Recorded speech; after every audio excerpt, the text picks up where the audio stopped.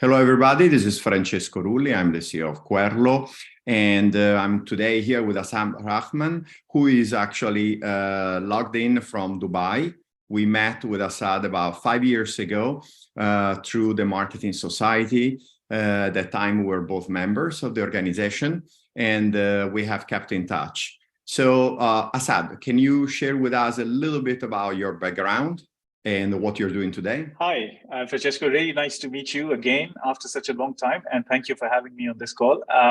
Look, I come from a corporate background. I've worked in marketing, communications, branding all my life. Till July last year, I was working for a company called Unilever.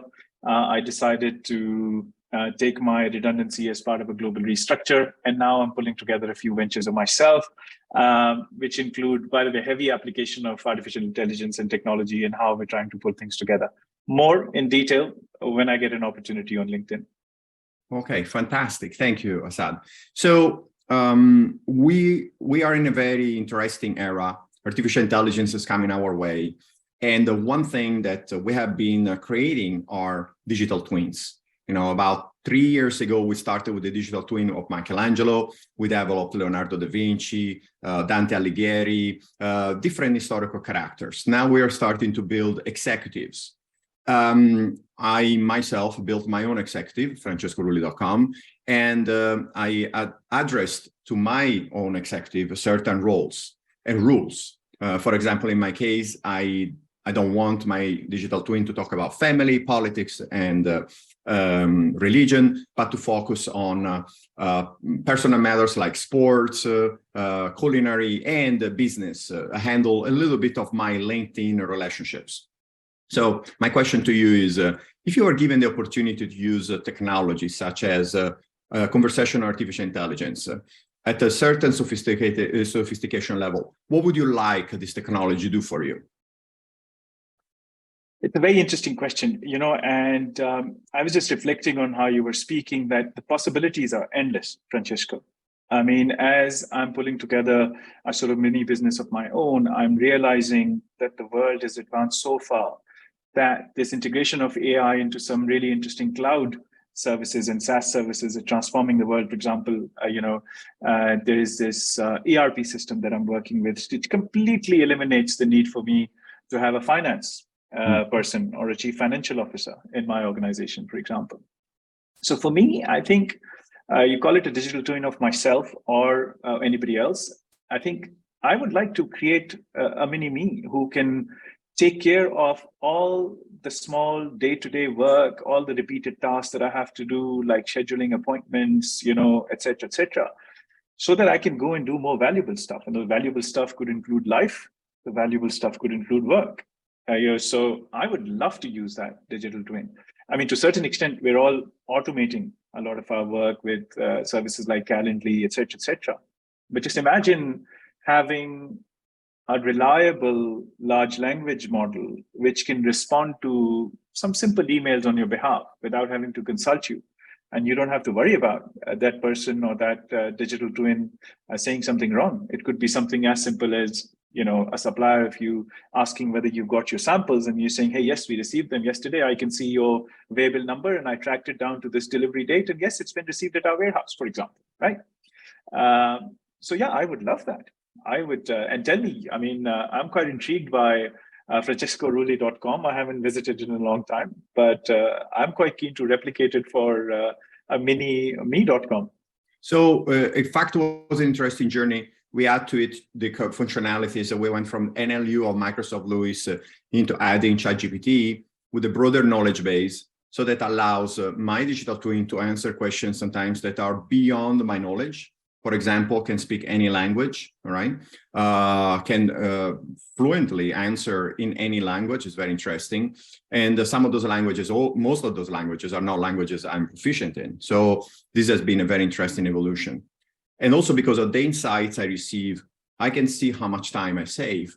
So I usually save an average of 7 hours a week on my digital twin. It's brand new. The new version is only a couple of weeks. So I also look carefully to the data to improve the quality of the answers.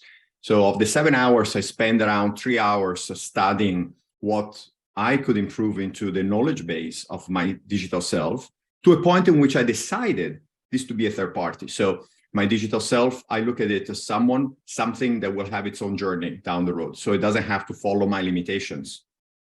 The other 3 hours, I like to allocate for selling, as you can see behind me, so that I can compete with my children or on my own every possible time I have, once or twice a week. So if you were given the opportunity to save a substantial amount of time from this artificial intelligence, how would you invest this on a professional and or personal level?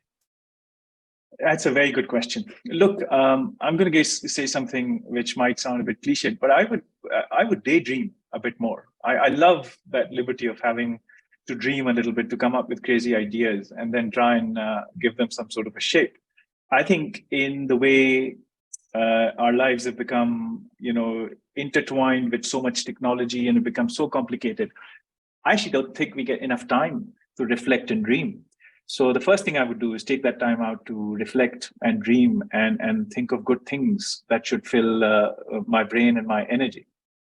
And I think that would lead to innovation. I think that would lead to a lot of energy into new things that I'm trying to do. And the second thing I would do is make more music. I started playing the piano and I started producing music during the pandemic. I'm a verified artist on Spotify now, but I don't get enough time to produce as much as I should. Although you always have to sort of justify your time between going to the gym or sitting on the piano. And I always say one is the exercise for the soul, the other is the exercise for the body, and both should coexist. But so I would take time out for more thinking, more reflection, more dreaming. I would enrich myself a bit more with the food for soul, with music. And I would, if there is any time left, I would increase a bit more of my time as a father. I would spend more time with my daughter. Very nice. Now, to learn more about your business journey, I assume people can reach out to you on LinkedIn. That's right. Absolutely. Okay. And we're still not fully formed yet, but I'm happy to tell people what I'm up to, and as and when it comes to shape, my network on LinkedIn will obviously be exposed to it as well. Fantastic. And in terms of music, where can they find your music on Spotify? Oh, okay. So I am known as Alif, which is in Arabic, Persian, Hebrew, and Urdu, first letter of the alphabet. Fantastic. And so that's my pseudonym as a musician on Spotify and everywhere else. You can find me on Apple Music, you can find me on Amazon, everywhere.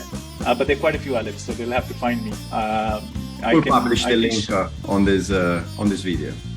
Okay, amazing. All right, thank you very much, Asad. Very appreciated. It's a pleasure, Francesco.